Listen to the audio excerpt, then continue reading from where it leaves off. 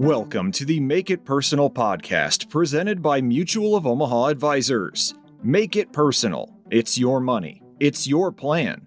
It's your future. I had someone once say to me that 80% of the time that you'll spend with your children, if you're blessed to have them like I am, will occur by the time they reach age 18. Whether the stat is fact or fiction, it really hits home as we have a 17-year-old and a 13-year-old. Heck, we recently took our first college visit this past fall with our high school junior. To research for this episode, I decided to use a Google box to see if there's any validity to this stat. Believe it or not, I actually got a number of hits that tell me the percentage may actually be higher. An article from the Chattanooga Free Press from July 2023 states, there's an observation floating around the internet. It says that 75% of all the time you'll ever spend with a child is complete by the time they reach age 12.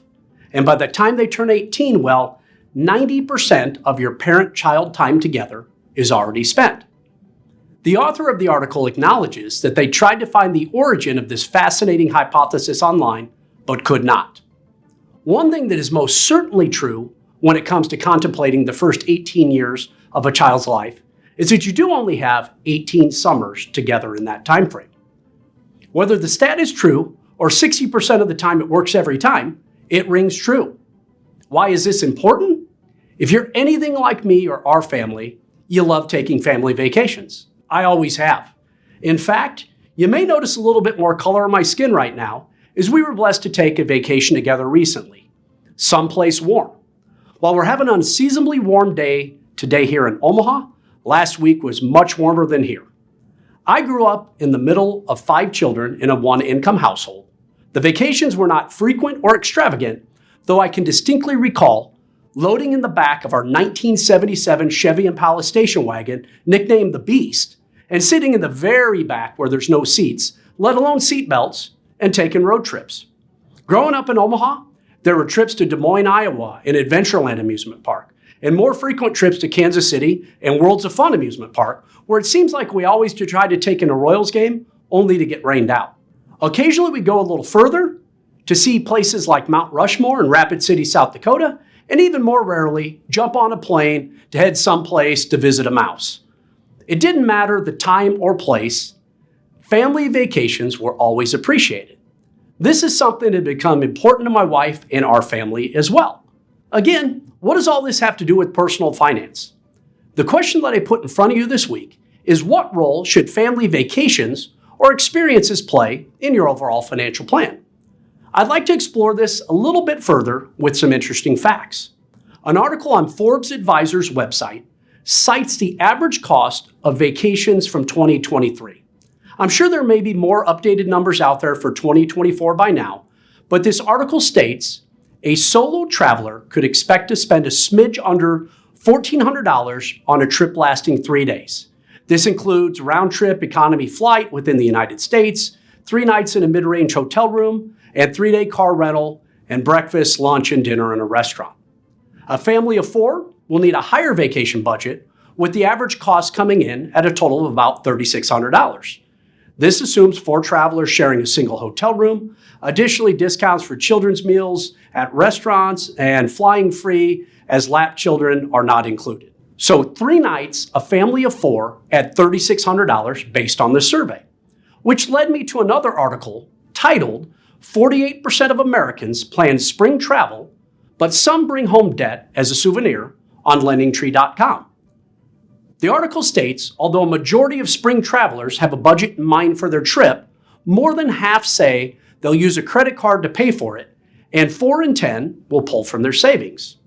Knowing that those getaways can range from shorter regional trips that my family took primarily as I was growing up, or something more significant like heading to, quote, the happiest place on earth, I decided to dig a little deeper, which in turn led me to one more article that I found on usatoday.com based on another LendingTree study. The article's titled, Survey, 45% of parents take on debt for Disney vacations, but regrets are few. The opening of this article states, a new survey shows almost half of parents are going into debt during a Disney vacation. It found that nearly 1/4 or 24% of all Disney goers accrued debt during their trips, along with nearly half, or 45%, of parents with children under the age of 18. The average amount of debt for those parents was almost $2,000. While the details in the numbers are interesting, I want to go back to the title of that article.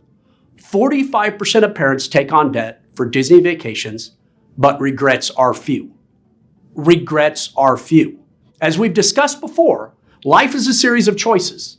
The financial choices and decisions we make today most certainly have an impact on our financial situation tomorrow. As we know, you can find all kinds of financial advice by watching videos on YouTube or Instagram, so I decided to consult them using the term consult very loosely to see what the internet had to say about how much of my income should I spend on family vacations each year. The first hit from the AI-generated response that pops up first in Google is that according to most financial experts, a reasonable amount to spend on family vacations each year is between 5 and 10% of your net income. This is considered a good guideline, but the exact amount will depend on your individual circumstance and desired travel style, end quote. Most of the individual results from this search fell in line with the 5 to 10%, which is to be expected as that's where the artificial intelligence is pulling from. However, I did find one hit on the Financial Samurai website, which suggests recommended vacation spending cost of your primary residence times 2.5 to 5 times. Huh? I'm not even going to try to dig into that one, as it sort of makes me want to go kung fu fighting. Yes, samurais were members of the warrior class in Japan, and kung fu is a traditional Chinese martial art, but that's beside the point. What might one of our financial advisors suggest to you regarding the amount of your net income you should spend towards family vacations each year? Well, it depends. The inspiration for this episode came from a conversation with my video producer for this podcast, who's in the room with me now after a filming session. He mentioned that his family was planning for a vacation later this year, and they'd already started saving towards that goal. Kudos to them. I'll leave you with one more statistic, and this one comes from a fairly dated study that I recently saw referenced on Instagram from the U.S. Travel Association from 2012.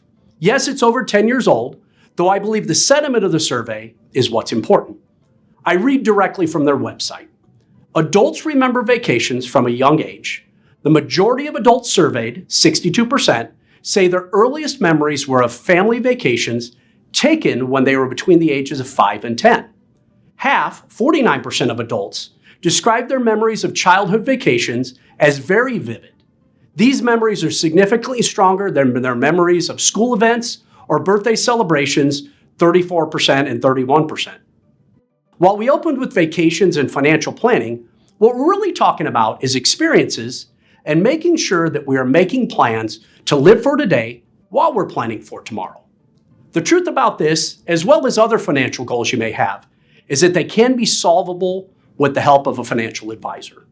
An advisor will start by learning what's most important to you and then can help you to develop a plan to balance living for today and planning for tomorrow. There are a lot of places where people seek financial advice or guidance on personal finance. The thing about personal finance is, well, it's personal. If you want your plan to be personal, it has to be tailored to you. It's never too late to create a plan to give yourself and your family the financial security and freedom that you deserve. So where do we go from here? Take control of your future and schedule a no-obligation consultation with one of our advisors today. Go to www.makeitpersonalpodcast to learn more or to get connected with one of our advisors or to download our ebook. Are they immediately going to tell you to go on vacation? Likely not. Also, please like and subscribe. Does vacation planning have a role in your financial plan today? If you could get away anywhere right now, what's on your short list? I'd love to hear your comments or thoughts below. At Mutual of Omaha Advisors, we understand personal finance is personal, and financial well-being is essential to achieving your life's goals. Our vision is for every customer to be able to imagine, plan, and secure their financial future. Make it personal. It's your money, it's your plan, it's your future. This podcast is for educational purposes only and may include references to concepts that have legal and/or tax implications. Mutual of Omaha Investor Services, Inc. does not provide tax or legal advice. Please consult with the appropriate professional regarding your personal situation prior to making any financial decisions. Strategies discussed may not be suitable for everyone.